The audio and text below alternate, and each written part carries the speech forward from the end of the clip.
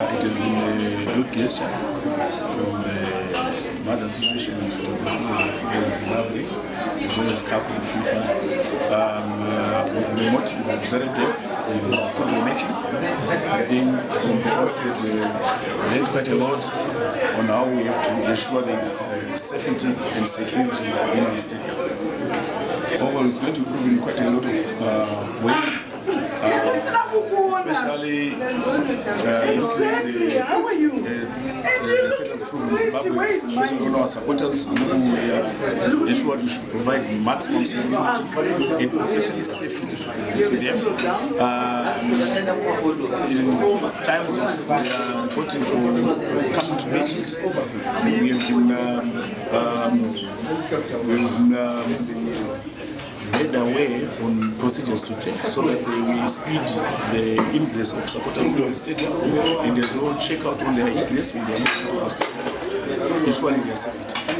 Disasters in football, they probably need to failure by organizing matches to crowds. So I've learned how to manage crowds. I've also learned how you can also manage the stadium in general, how we can manage the players' accreditation, how we can make sure that the rightful people are in the right place. But it's not about the muscles, it's about organization. That's basically what we are going to focus on, making sure that whatever that we do, we are organized, making sure that we have the rightful people. I believe there have been a culture in local football where people believed in the use of mourners and things like that. But I believe that, and that have actually brought some problems. But I believe after this workshop, it's not going to be a thing of the past. Because we want football to be safe for everyone. We want women to bring their babies, their families. Everyone must feel free and feel at home when they come for matches. That's best. Officer for the city, it was very important because the workshop is managed to highlight some of the areas that have been lagging behind in terms of offering safe stadiums, safety and security in our stadiums. For example, we talk about the issue of free ticketing, whereby they're saying you have to control the crowds by selling tickets prior to the game. And we have seen through the information that they gave us that if we manage to do that for our high-profile matches, it will be possible to have zero deaths or zero incidents at our stadiums.